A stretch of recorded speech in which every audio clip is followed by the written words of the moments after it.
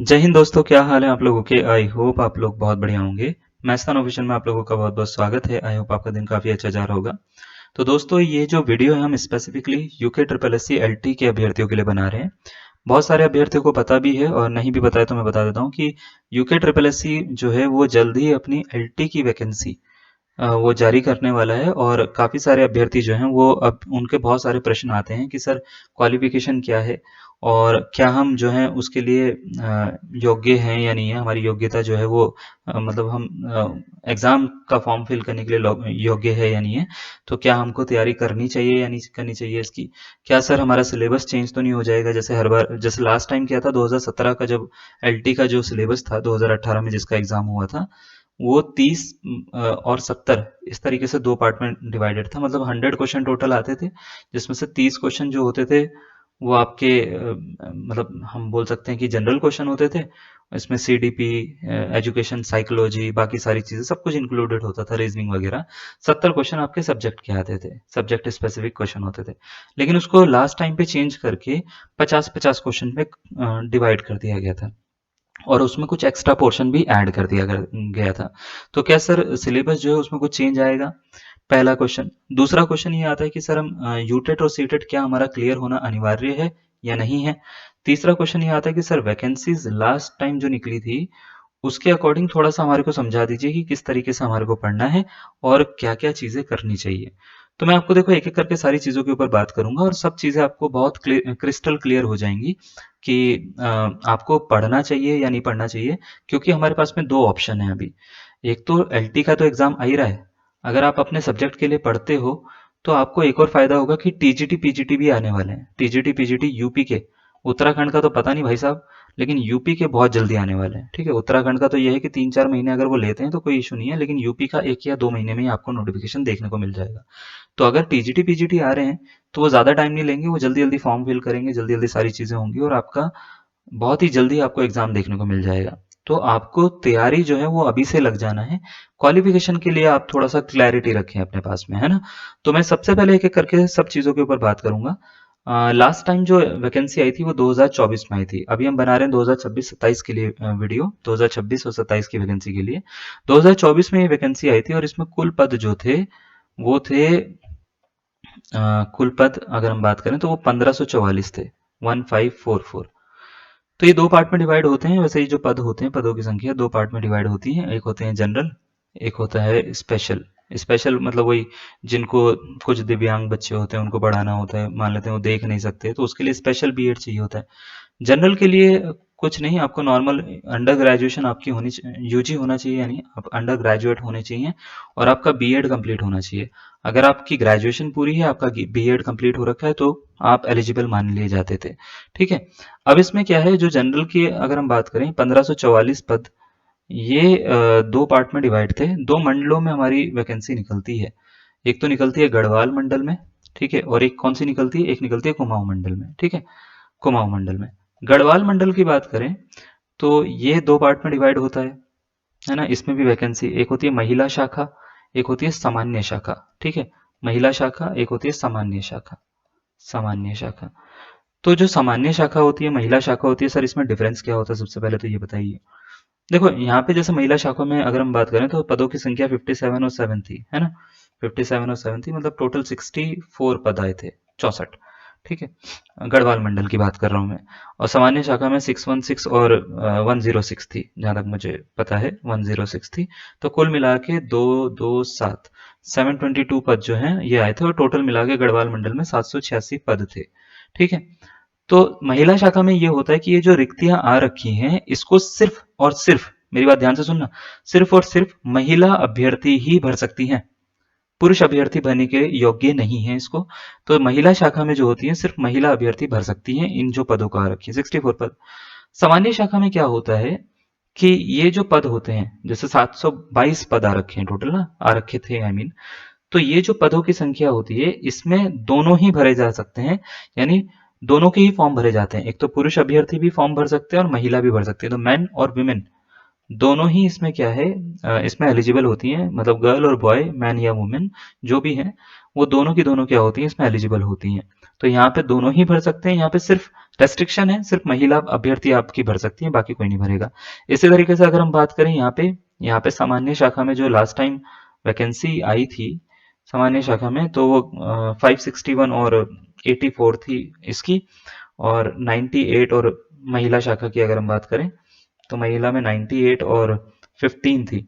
कुल मिला के लगभग 758 के आसपास थी, और इनका टोटल करोगे तो 1544 ही आ जाएगा। ठीक है, 1544 के आसपास टोटल वैकेंसी आपको देखने को मिलती है।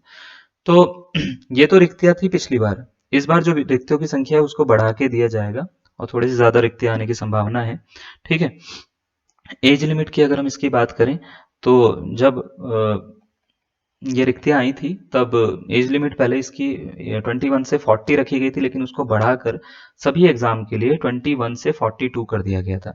तो अगर आप 21 साल से, मतलब 21 साल से अगर आप 42 साल के ब्रैकेट के बीच में आते हो जब वैकेंसी निकलती है, तो आप इसके लिए एलिजिबल होते हो। इसमें भी अगर आपकी कोई कास्ट या कैटेगरी है, जैसे अगर आप SC ST OBC में कुछ आ जाते हो, ST बन जाते हो आप, या SC हो या OBC हो, ठीक है, या अगर मान लेते हैं आप जो फिजिकली हैंडीकैप्ड होते हैं ना, या दिव्यांग हैं आप, जिसको दिव्यांग बोलते हैं हम, ठीक है, इसमें अगर आते हो तो आपको एज में रिजर्वेशन मिलता है। 5 साल से लेके आपको दिव्यांग को लगभग 10 साल तक का मिल जाता है। तो आप ये मान के चलिए, अगर आप कोई कैटेगरी में आते हो तो सब लगभग 47 साल, और अगर आप दिव्यांग में आते हो तो लगभग 52 साल तक की एज तक आप इसका एग्जाम दे सकते हो। ठीक है, कौन भर सकता है इसको एग्जाम को सर? तो मैं आपको एक चीज बताता हूँ, ये एग्जाम सिर्फ यूके के, उत्तराखंड के बच्चों के लिए। ठीक है, उत्तराखंड के बच्चों के लिए, आपकी डोमिसाइल उत्तराखंड का है आपका।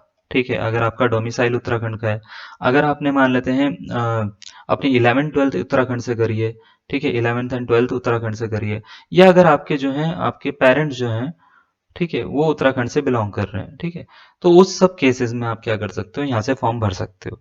तो ये 2-3 कंडीशन है जो आपको सेटिस्फाई करनी पड़ती है। ये है पहली क्वालिफिकेशन जो आपको याद रखनी है, कि आपका डोमिसाइल वगैरह या उत्तराखंड के निवासी होने चाहिए आप। ठीक है, अगर आप हैं तो आप इसको बिल्कुल भर सकते हो। दूसरी क्वालिफिकेशन होती है एजुकेशन क्वालिफिकेशन। तो एजुकेशनल क्वालिफिकेशन में अब होता क्या है, यहाँ पे सबसे सब्जेक्ट कॉम्बिनेशन है, जो सबसे बड़ा मैं बोल सकता हूँ दुविधा वाली चीज है अभ्यर्थियों के लिए, उनको समझ में नहीं आता। पहली चीज तो यह है एजुकेशन में याद रखना है आपको, कि आपका क्वालिफिकेशन की अगर मैं बात करूं, क्वालिफिकेशन की, तो आपका दो चीजें होनी चाहिए। पहला, आप ग्रेजुएट होने चाहिए, आपका बीएड होना चाहिए। दूसरा, आपका यूटेट या सीटेट 2 जो है वो क्वालिफाई होना चाहिए। ठीक है, मतलब ध्यान से सुनना, आप ग्रेजुएट हो मान लेते हो, ठीक है, मान लेते हैं आपने जो है मैथ्स से ग्रेजुएशन करी है, PCM से करी है, फिजिक्स केमिस्ट्री मैथ्स, ठीक है, और आपका बीएड भी कंप्लीट हो गया, बीएड का लास्ट ईयर है, या अभी जो है आपका रिजल्ट आ चुका है, तो आ गया है तो कंप्लीट हो गया है ना, तो कंप्लीट हो गया, उसके चलते चलते आपने यूटेट या सीटेट दिया है, सीटेट 2 दिया है, वो भी आपका क्वालिफाई है। तो अगर ऐसा है तो इस केस में आप जो है एलिजिबल माने जाते हैं। अगर हम बात करें सीटेट के लिए, जो जनरल के और उसके बाकी सबके मार्क्स होते हैं, तो आपको पता होगा जनरल के 90 मार्क्स होते हैं ना, ओबीसी के शायद लगभग 75 के आसपास होते हैं, इसी तरीके से SC ST के होते हैं 60 के आसपास, है ना। तो अगर आपके इस तरीके से मार्क्स है, मिनिमम 90 मार्क्स हैं आपके जनरल के या EWS के, तो आप एलिजिबल हैं, कोई दिक्कत वाली बात नहीं है सीटेट 2 में। क्लियर, सीटेट 2 चाहिए आपको, ये बात याद रखिएगा। नेक्स्ट आपका एक चीज और होती है जिसमें, जिसको हम बोलते हैं सब्जेक्ट कॉम्बिनेशन। अगर आपका सीटेट क्लियर है, ग्रेजुएशन क्लियर है, बीएड क्लियर है, तो भी एक क्लोज ऐसा आ सकता है कि आप जो है वो एग्जाम ना दे पाए। वो क्या चीज होती है, कि अगर आपने मान लेते हैं ग्रेजुएशन करी है, तो ग्रेजुएशन में एक सब्जेक्ट कॉम्बिनेशन नाम की चीज होती है जो उत्तराखंड प्रेफर करते हैं, उत्तराखंड में वो आपका होना चाहिए। सब्जेक्ट कॉम्बिनेशन क्या होता है, कि अगर आपने मान लेते हैं मैथ्स से ग्रेजुएशन करी है, ठीक है, आप मान लेते हैं मैथ्स से एग्जाम देना चाहते हैं, तो सिर्फ आपका मैथ्स का एग्जाम नहीं होता, आपका मैथ्स एंड फिजिक्स दोनों का एग्जाम होता है। मैथ्स का भी होता है एंड फिजिक्स का भी होता है। तो वो जो पेपर आता है उसमें दो सब्जेक्ट आते हैं, मैथ्स एंड फिजिक्स आते हैं उसमें। तो होता क्या है कि मान लेते हैं आपने ग्रेजुएशन कर रखी है, और ग्रेजुएशन में आपने मैथ्स या फिजिक्स ये दोनों सब्जेक्ट लिए हैं, तो आप 3 साल की अगर आपकी ग्रेजुएशन है, तो 3 साल में से एक ऐसा सब्जेक्ट जरूर होना चाहिए मैथ्स और फिजिक्स में जो आपने तीनों के तीनों साल पढ़ा हो। मतलब मैथ्स और फिजिक्स में एक ऐसा सब्जेक्ट जरूर होगा, या तो फिजिक्स या तो मैथ्स, वो आपने 3 साल पढ़ा हो, और बाकी दूसरा सब्जेक्ट आपने अगर 2 साल भी पढ़ा हो तो चलेगा। फॉर एग्जाम्पल आपने PCM से ग्रेजुएशन करी अपनी, बीच में आपको लास्ट ईयर में आपको क्या है सब्जेक्ट एक ऐसा ऑप्शन आ गया किसी कॉलेज में कि आप चूज कर सकते हो कोई और सब्जेक्ट। आपने फिजिक्स को नहीं लिया, एक एग्जाम्पल के तौर पे बता रहा हूँ, आपने कोई और सब्जेक्ट उठा लिया उसकी जगह पे, और 2-3 साल तक तो मैथ्स पढ़ी, 2 साल फिजिक्स पढ़ी, तीसरे साल में जो है मैथ्स और दूसरा सब्जेक्ट पढ़ लिया, तो आप एलिजिबल हो, कोई दिक्कत नहीं है। लगभग आपके मिनिमम जो है वो 3 और 2 का कॉन्सेप्ट रख रहे हैं। एक सब्जेक्ट आपका 3 साल तक आपने बढ़िया से पढ़ा हो, दूसरा सब्जेक्ट 2 साल तक पढ़ा हो आपने। यही चीज़ वो साइंस के साथ भी करते हैं। साइंस में आपके 3 सब्जेक्ट के कॉम्बिनेशन बनाते हैं वो। एक होता है केमिस्ट्री, जिसको जोड़ दिया जाता है बायो और जूलॉजी के साथ, बायोलॉजी के साथ में। तो केमिस्ट्री को हम बॉटनी और जूलॉजी के साथ में जोड़ देते हैं, बॉटनी एंड जीलॉजी के साथ में जोड़ देते हैं। यही क्राइटेरिया यहाँ पे भी फॉलो होता है 3 और 2 का। एक सब्जेक्ट 3 साल तक पढ़ा होना चाहिए, दूसरा सब्जेक्ट मिनिमम 2 साल तक आपने पढ़ा होना चाहिए। कुछ सब्जेक्ट ऐसे भी हैं जिसमें ये क्राइटेरिया फुलफिल ना भी करो तो भी चलेगा, लेकिन जैसे अगर आप सामान्य के लिए कर रहे हो, ये 3 चीज़ों के लिए तो आपको ये क्राइटेरिया देना ही पड़ेगा। अगर आप सामान्य के लिए कर रहे हो, सामान्य में क्या आता है, जियो आती है, ज्योग्राफी आती है, ठीक है, इकोनॉमिक्स आती है ना, हिस्ट्री आती है, और एक और आता है पॉलिटी आती है शायद, है ना, पॉलिटी आती है, पॉलिटी आती है, ठीक है। तो इसमें भी यही क्राइटेरिया है कि एक सब्जेक्ट 3 साल तक पढ़ा होना चाहिए, दूसरा सब्जेक्ट 2 साल तक पढ़ा होना चाहिए मिनिमम। अगर आपने पढ़ा है तो ही आप एलिजिबल हैं। मान लेते हैं आपने ज्योग्राफी ली है, ज्योग्राफी 3 साल तक आपने ज्योग्राफी पढ़ी, इकोनॉमिक्स आपने 2 साल तक ही पढ़ी, या हिस्ट्री 2 साल तक ही पढ़ी है, तो कोई बात नहीं, आप एलिजिबल हैं। लेकिन अगर आपने ऐसे कर रखा है कि ज्योग्राफी 1 साल तक पढ़ी है, इकोनॉमिक्स 2 साल तक पढ़ी है, हिस्ट्री 2 साल तक पढ़ी है, तो नहीं हो पाएगा, ठीक है। तो आपको सब्जेक्ट कॉम्बिनेशन इस तरीके से बैठाना है कि एक सब्जेक्ट जो है वो 3 साल तक आपने पढ़ा होगा, दूसरा सब्जेक्ट मिनिमम 2 साल तक आपने पढ़ा होगा। तो अगर आपका इन चारों में से कोई भी बैठता है कॉम्बिनेशन, तो आप एलिजिबल हो जाओगे। क्लियर। कुछ सब्जेक्ट ऐसे हैं, जैसे इंग्लिश की बात कर लेते हैं, ठीक है, तो इसमें ज़्यादा कुछ नहीं चाहिए, इंग्लिश से आपकी ग्रेजुएशन होनी चाहिए। अब उर्दू की बात कर लो, उर्दू में भी ऐसी है। हिंदी या संस्कृत की बात कर लो, तो हिंदी और संस्कृत में, हिंदी और संस्कृत लगभग आसपास ही माने जाते हैं। अगर आपने कर रखा है तो ठीक है, बहुत बढ़िया, नहीं कर रखा है तो एलिजिबल नहीं होते हैं। इसी तरीके से जैसे आर्ट्स के सब्जेक्ट्स होते हैं, आर्ट्स के सब्जेक्ट्स में भी आपको सेम चीज़ है, आपकी ग्रेजुएशन होनी चाहिए। जैसे आपकी पेंटिंग है, ठीक है, पेंटिंग है, फिजिकल आती है ना, फिजिकल आती है, उसके बाद में आपका होम साइंस आ जाता है, और ऐसे बहुत सारी चीज़ें होती हैं, होम साइंस हो जाता है। तो ये सारे के सारे जो हैं, आपकी ग्रेजुएशन अगर आपकी है तो आप एलिजिबल मान लिए जाते हो। अब यहाँ पे एक क्वेश्चन आता है कि सर जो मतलब ग्रेजुएशन और बीएड ये तो है ही, होनी चाहिए आपकी। सर जो पेपर होता है, पेपर मतलब कितना टाइम मिलता है, और पेपर जो है वो कितने मिनट का आपको दिया जाएगा, है ना, मतलब हमारे को कितने मिनट का दिया जाएगा, और ये पेपर किस तरीके से होगा, ठीक है। तो देखो, 2 पार्ट में इसको मैं डिवाइड करना चाहूँगा। पहला पार्ट जो है, पहला पार्ट बड़ा सिंपल सा है समझना। जो पेपर आया था 2024 का, पहले पार्ट में तो मैं उसको बताऊंगा, और 2017 का दूसरे पार्ट में उसको बताएंगे। 2017 में और 2024 के पेपर में एक डिफरेंस था। 2017 में जो पेपर आया था इसका, वो 30 और 70, मतलब 3:7 में डिवाइड था। 30 और 70 का मतलब ये है 3:7 में डिवाइड था ये।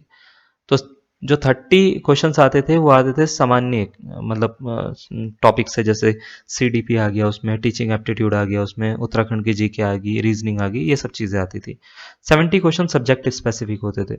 लेकिन 2024 में क्या हुआ है, 2024 में उन्होंने जब नया नोटिफिकेशन निकाला था, तो उन्होंने पूरा पैटर्न चेंज कर दिया था, और उसमें बहुत सारे नए टॉपिक भी इंक्लूड कर दिए थे।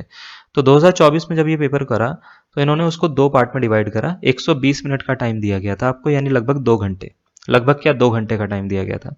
2 घंटे में आपको 100 क्वेश्चन सॉल्व करने थे, 100 क्वेश्चंस थे, ठीक है। 100 क्वेश्चंस। अब ये आपको लगेगा कि सर 100 क्वेश्चन तो बहुत ही ईजी है। नहीं नहीं, बिल्कुल भी ईजी नहीं है, क्योंकि हालत ख़राब हो गई थी जिन्होंने सॉल्व करा था। तो पेपर में हुआ क्या था, इसके 2 पार्ट में इसको डिवाइड करा गया था। पार्ट 1 था, ठीक है, और पार्ट 2 था। पार्ट 1 जो था वो उसको जनरल पार्ट बोला जा सकता है, और पार्ट 2 जो था वो सब्जेक्ट स्पेसिफिक था। यानी जो पार्ट 2 था उसमें सिर्फ सब्जेक्ट के बारे में पूछा गया था। तो पार्ट 1 जो है ना, इसको अलग अलग बहुत सब टॉपिक्स में डिवाइड करा गया था। इसमें 30 क्वेश्चन तो ऐसे थे जो पूछे गए थे सीडीपी, सीडीपी यानी टीचिंग एप्टीट्यूड और सीडीपी दोनों मिला रहे हैं हम, child development and pedagogy, pedagogy का पार्ट और टीचिंग एप्टीट्यूड दोनों मिला रहे हैं। एंड एजुकेशनल साइकोलॉजी से पूछा गया था। तो एजुकेशनल साइकोलॉजी और सीडीपी से पूछा गया था ये 30 क्वेश्चंस, और अच्छे क्वेश्चन पूछे गए थे। मतलब इसमें बहुत सारे टॉपिक्स ऐसे थे जो आपको सीटेट वाले कोर्स में नहीं मिलते। बीएड वाले में, जो आप बीएड करते थे ना, तो बीएड वाले कोर्स में जो टॉपिक्स आते हैं वो टॉपिक इंक्लूड करे गए थे एक्स्ट्रा जानबूझ के, ताकि बच्चे को पढ़ने में ज़्यादा टाइम लगे। ठीक है, वो जानबूझ के ऐसे टॉपिक इंक्लूड कर पाए थे इन्होंने। उसके बाद 20 क्वेश्चन ऐसे थे जो मतलब पता नहीं कहाँ कहाँ से उन्होंने डाले थे। मैं बताता हूँ इसको। 20 क्वेश्चन को अलग अलग पार्ट से डाला था। पहला तो नॉर्मल जीएस से डाला था, जनरल साइंस जिसको बोलते हैं हम। फिर इसमें जीके डाला था उत्तराखंड का, उत्तराखंड का जीके डाल दिया था। फिर इसमें रीजनिंग भी डाल दी थी इन्होंने। तो आप अगर इसको देख पाओगे, रीजनिंग, उत्तराखंड जीके, ठीक है, GK, general science, CDP, education psychology, तो कुल मिला के 4 या 5 चीज़ें हैं जो आपको कवर करनी पड़ी थी उस समय। लेकिन ये वाला जो पार्ट था, ये वाला पार्ट जिसका अच्छा हुआ उसका क्वालिफाई हो गया था, क्योंकि सब्जेक्ट स्पेसिफिक जो इसको तो कवर करना थोड़ा सा मुश्किल था सब लोगों के लिए। इसको कवर करना थोड़ा सा मुश्किल हो गया था क्योंकि इसमें चीज़ें बहुत सारी थी, और जिसको आता था उसने कवर करा 20 से। लेकिन जो फाइनल सिलेक्शन वाले थे, जैसे हमारे भी 17 लोगों ने सिलेक्शन लिया था, ठीक है, तो 17 उन्होंने भी, बस उनका ये था कि उनका ये जो पार्ट 2 था इनका पेपर बहुत अच्छा गया था। ये था सब्जेक्ट स्पेसिफिक। इसको इन्होंने 2 पार्ट में डिवाइड करा था। फॉर एग्जांपल अगर मैं मैथ्स की बात करूं तो मैथ्स के जो हैं उसमें 25 क्वेश्चन थे, और अगर फिजिक्स की बात करें तो फिजिक्स के भी इसमें जो है 25 क्वेश्चन थे। तो 25-25 टोटल मिला के 50 क्वेश्चन इस तरीके से दिए थे इन्होंने। तो ये पूरा सब्जेक्ट स्पेसिफिक था, और सब्जेक्ट स्पेसिफिक में बहुत अच्छा लेवल का क्वेश्चन पूछते हैं वो। मतलब 12th का भी पूछते हैं, ग्रेजुएशन लेवल तक का भी पूछते हैं। पीजी का कोई भी टॉपिक नहीं आता इसमें, पोस्ट ग्रेजुएशन का कोई भी टॉपिक नहीं आता, सिर्फ ग्रेजुएशन के टॉपिक आते हैं जो कि हमने बता रखे हैं चैनल पे। अगर आप उसको देखना चाहेंगे तो देख लीजिएगा। क्वेश्चन तीसरा ये आता है कि सर हमने इतना सारा चीज़ें कवर करनी है, यहाँ पे दो, एक तरह से देखा जाए तो दो हमारे को टॉपिक कवर करने हैं, ये मैथमेटिक्स एंड फिजिक्स। ये बहुत बड़ी बात है कि मैथमेटिक्स आप कवर कर रहे हो ग्रेजुएशन तक की, और फिजिक्स आप कवर कर रहे हो ग्रेजुएशन तक की। आपका एक सब्जेक्ट नहीं है उसमें से। जैसे अगर आपने मैथ्स तो पढ़ रखी है, मैथ्स आपको अच्छे से आती है, फिजिक्स नहीं आती, तो मेहनत का काम है। इसी तरीके से आपको फिजिक्स आती है, आपको मैथ्स नहीं आती, सारी की सारी, सारे टॉपिक नहीं पता, तो वो भी आपके लिए मेहनत का काम है। तो इसको किस तरीके से कवर करा गया है सर, और इसको कवर करने के लिए एटलीस्ट कितने टाइम चाहिए होता है, मैं आपको बता देता हूँ। देखो, इसको कवर करने के लिए एटलीस्ट आपको 7 से 8 महीने चाहिए होते हैं। अगर आप एक सब्जेक्ट को 4 महीने भी देते हो तो 4 महीने ही दूसरे सब्जेक्ट को भी आपको देने पड़ेंगे। टोटल मिला के 7 से 8 महीने आपको कम से कम पूरा सिलेबस कवर करने के लिए चाहिए होता है, एक बार अगर आप ढंग से कवर करना चाहते हो। वैसे तो बहुत सारे लोग क्या करते हैं, क्रैश कोर्स उठा लेते हैं, सब कुछ कर लेते हैं, कुछ फायदा नहीं होता, वो कुछ नहीं कर पाओगे उससे, है ना। तो जो तैयारी का समय है और जो नोटिफिकेशन का समय है, उसमें गैप कितना होता है। लास्ट टाइम जो नोटिफिकेशन आया था वो सितंबर में आया था, सितंबर में आया था, ठीक है। जो सच्ची बात है वो सितंबर में आया था, ठीक है। अब सितंबर में इन्होंने नोटिफिकेशन दिया, और उसके बाद में इन्होंने बोल दिया कि हम जो है आपका एग्ज़ाम जो ले लेंगे वो जैन में ले लेंगे, जनवरी में ले लेंगे। तो इसका मतलब सितंबर के बाद में आता है अक्टूबर, नवंबर, दिसंबर, 3 महीने आपको दिए। जनवरी में आपके एग्ज़ाम के लिए उन्होंने बोल दिया, तो दैट मीन्स वो देना तो 3 ही महीने चाहते हैं आपको। तो इसका मतलब यह है कि हार्डली आपके पास में अगर हम बात करें तो वो 3 ही महीने होते हैं, ठीक है। तो सबसे अच्छा टाइम क्या है, अगर आपको मान लेते हैं चीज़ें देखनी है, सब कुछ मतलब अच्छे से पढ़ना है, तो आपका जो टाइम है वो अभी का टाइम है, क्योंकि जैसे ही नोटिफिकेशन आता है आपको ज़्यादा टाइम नहीं मिलता। फिर आप, बहुत सारे बच्चे ऐसे होंगे कि डेट शीट बढ़ा दो, ये सब चीज़ें कर दो, वो सब वही बच्चे होते हैं जो तैयारी नहीं करते। तो अगर आपको तैयारी करनी है और अच्छे से करनी है तो वो अभी का टाइम है, मेरे हिसाब से अभी आपको करनी चाहिए, पहली चीज़। दूसरी चीज़, सिलेबस में सर क्या चेंज हो सकता है। सिलेबस में देखिए, लास्ट टाइम भी चेंज हुआ था और इस बार भी हो सकता है, कोई बड़ी बात नहीं है। लेकिन चेंज कभी भी जो होता है टॉपिक में नहीं होता। मतलब अगर आपने मैथ्स पढ़ी है तो मैथ्स में वही चीज़ें आएंगी जो आती हैं, मैथ्स में कुछ ज़्यादा नहीं पूछ रहे हैं वो। इसी तरीके से फिजिक्स में भी उन्होंने ऐसा नहीं कि बहुत सारे टॉपिक्स एक्स्ट्रा इंक्लूड कर दिए थे, कुछ टॉपिक्स एक्स्ट्रा थे जो कि उनको इंक्लूड करने थे, वो हो गए थे वो, लेकिन वो कवर करने योग्य टॉपिक थे, अगर आप चाहें तो आराम से कवर कर सकते थे। तो जो सब्जेक्ट से रिलेटेड चीज़ें हैं आपकी, जैसे मैथ्स एंड फिजिक्स, पहले आप इसको कवर करिए। उसके बाद में आप क्या करिएगा, बाकी सारी चीज़ें पे जाइएगा। जैसे जीएस आती है, रीजनिंग आती है, बाकी सारी चीज़ें आती हैं, इसको तो आप वैसे भी कवर कर लोगे, ठीक है। सीडीपी वगैरह है, इसमें ज़्यादा टाइम नहीं लगता, इसमें बहुत ही ईजी होता है इसको करना। ये थोड़ा बहुत अगर आप पढ़ोगे भी तो भी आपके दिमाग में बैठा रहेगा कि हाँ, वो इसका इस तरीके से पढ़ना होता है, ये सब चीज़ें, ये दिया गया था, ब्लूम टैक्सोनॉमी क्या है, ये वो सब चीज़ें आपको पता होंगी। तो पहले आप मैथ्स एंड फिजिक्स के लिए करिए। अभी हम क्या कर रहे हैं, मैथ्स का तो देखो हमने एलटी का कोर्स स्टार्ट कर दिया है, ठीक है, मैथ्स का हमने एलटी का कर दिया है। फिजिक्स का जो है हम जुलाई 3 से या जुलाई 4 से हम स्टार्ट कर रहे हैं, जो कि आप चैनल पे मैम हैं, उनका भी आप डेमो देख सकते हैं। एप्लीकेशन हमारी है मैथ्सतान ऑफिशियल, उसको आप सब्सक्राइब मतलब डाउनलोड कर सकते हैं, और वहाँ पे मैथ्स का और फिजिक्स का दोनों का डेमो है। अगर हम बात करें मिनिमम क्वालिफिकेशन टीचर की क्या है हमारे पास में जो भी टीचर्स होते हैं, हमारे रिजल्ट अच्छे क्यों हैं, क्योंकि हमारा कंटेंट अच्छा है। हमारे पास में जो भी टीचर है मिनिमम वो जेआरएफ क्वालिफाई हैं, ठीक है, गेट क्वालिफाई हैं, और कुछ टीचर्स ऐसे हैं जो खुद जॉब पर हैं, मतलब वो जॉब लेके बैठे हैं, तो उनको पता है कि कैसे क्वेश्चन आते हैं, कैसे क्वेश्चन वो बनाते हैं, तो वो सारी की सारी चीज़ें कवर करके रखते हैं। क्लियर? तो वो इतना अच्छा कवर करते हैं कि आपको कभी भी ऐसा नहीं लगेगा कि टीचर्स जो हैं उनको नॉलेज कम है, क्योंकि बहुत सारे टीचर्स ऐसे होते हैं स्टार्टिंग के टॉपिक तो पढ़ा देते हैं, लेकिन जब वो ग्रेजुएशन के, पोस्ट ग्रेजुएशन के अच्छे टॉपिक्स में अच्छे क्वेश्चंस कराने की बात आती है तो वो नहीं करा पाते। तो हम हर बार ये बोलते हैं मैथ्सतान ऑफिशियल जो है वो आपको टीचर या कंटेंट में, तो हम ये बोलते हैं कि आप मार्केट में हर जगह पे देखो, उसके बाद में आप हमारा डेमो वगैरह या हमारा कंटेंट देखना, आप सेटिस्फाई होगे तो आपको अच्छा लगेगा। तो मैम जो अभी पढ़ा रही हैं यहाँ पे, हमारे जो फिजिक्स के टीचर हैं वो खुद भी गेट क्वालिफाई हैं, नेट क्वालिफाई हैं, जेआरएफ क्वालिफाई हैं, रिसर्च स्कॉलर हैं, ठीक है, और उन्होंने जस्ट भी क्वालिफाई कर रखा है, तो बहुत ज़्यादा क्वालिफिकेशन उनके पास में। आप जब उनके बारे में देखोगे, उनके चीज़ें देखेंगे, तो आपको खुद ही समझ में आएगा कि कितना अच्छा वो पढ़ाते हैं, ठीक है। तो फिजिक्स का भी हमने एलटी का कोर्स स्टार्ट कर दिया है, मैथ्स का तो हो ही रखा है। आप दोनों की दोनों चीज़ें जो है मैथ्सतान ऑफिशियल हमारी एप्लीकेशन है, इस पे जाके देख सकते हैं। अगर आपको अनिवार्यता या क्वालिफिकेशन में अभी भी कोई भी डाउट है तो आप उसको भी मुझे कमेंट बॉक्स में लिख के पूछ सकते हैं, मैं उसके बारे में बताऊंगा, ठीक है। तो आज के लिए इतना ही, धन्यवाद।